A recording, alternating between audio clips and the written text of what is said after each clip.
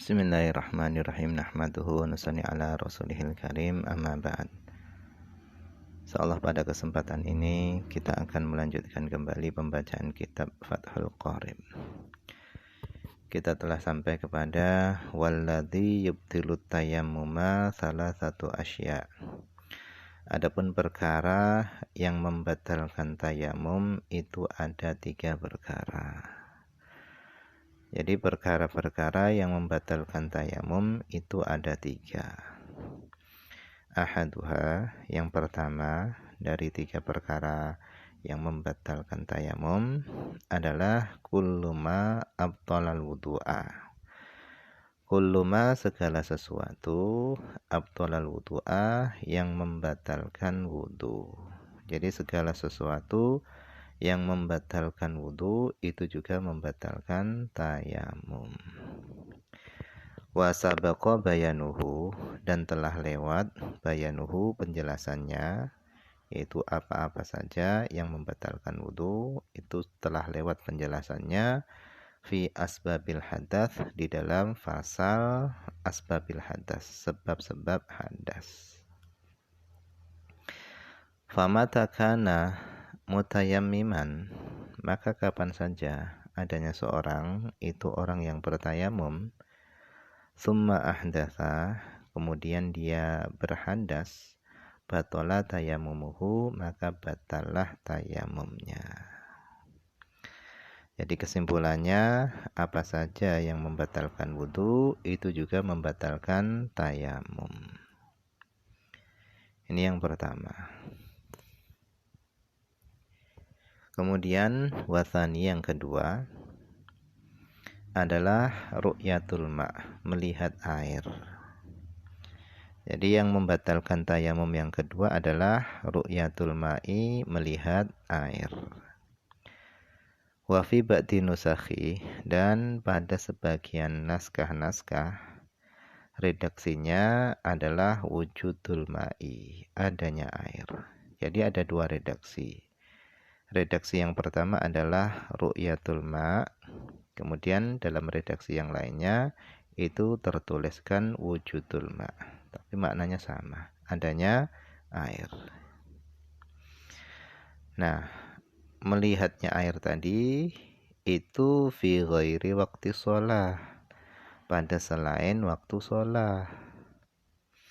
Faman tayammama, maka siapa yang bertayamum lifaqdil ma'i, karena tidak adanya air, summa ra'al ma'a, kemudian dia melihat air, au tawahhamahu, atau dia menduga adanya air, qabla dukhulihi, sebelum masuknya dia fi sholati, di dalam salat, maka batalat tayamumuhu, batallah tayamumnya. Jadi orang yang bertayamum karena tidak adanya air, kemudian sebelum melakukan sholat dia melihat air atau dia menduga adanya air, maka batallah tayamumnya.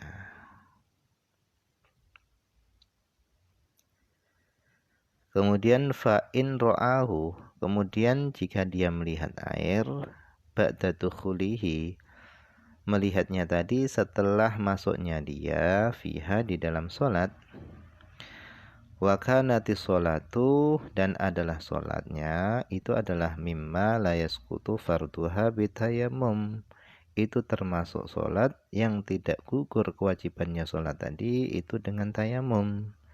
Ka sholati muqimin, seperti sholatnya orang yang muqim, maka batalat fil hal, maka sholatnya batal seketika itu.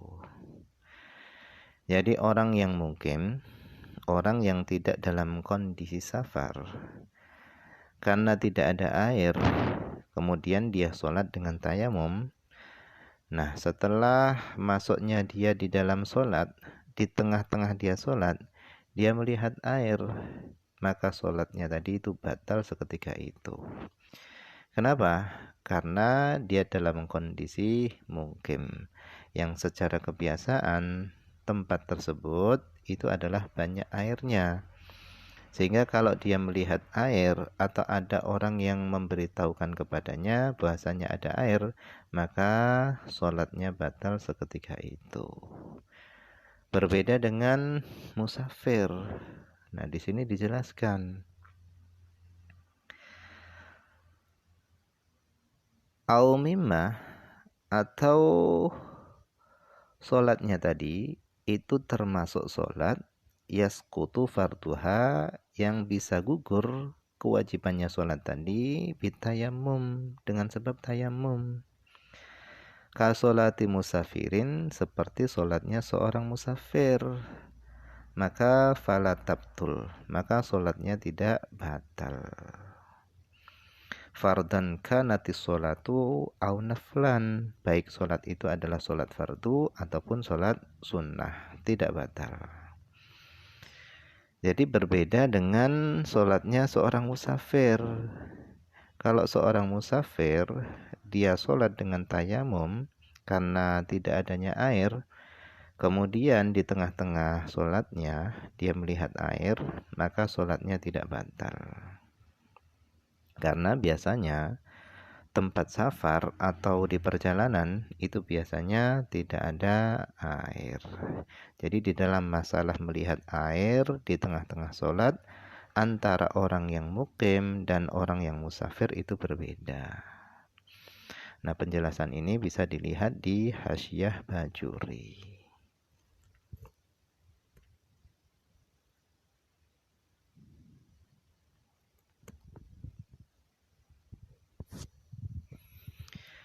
Kemudian wa in kana tayammama syakhsu, dan jika bertayamum siapa seseorang, bertayamumnya tadi itu lima rontin karena sebab sakit, wa nahwihi, dan semisal sakit, thumma ra'al ma'a, kemudian dia melihat air, fala atharoh, maka tidak ada pengaruh li ru'yatihi, melihatnya dia kepada air. Jadi melihatnya dia kepada air itu tidak berpengaruh.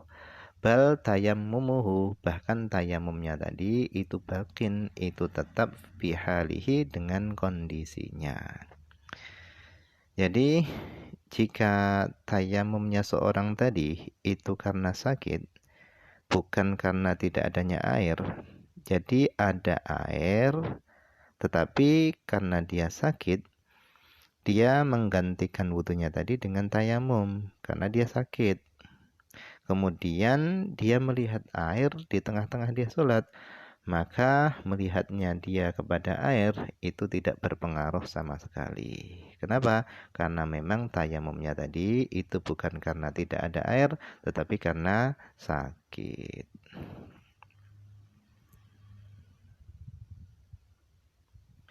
Kemudian wasalithu, yang ketiga daripada perkara-perkara yang membatalkan tayamum itu adalah riddatu riddah.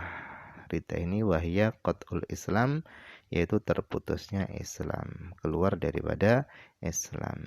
Jadi keluar daripada Islam menjadi murtad itu membatalkan tayamum.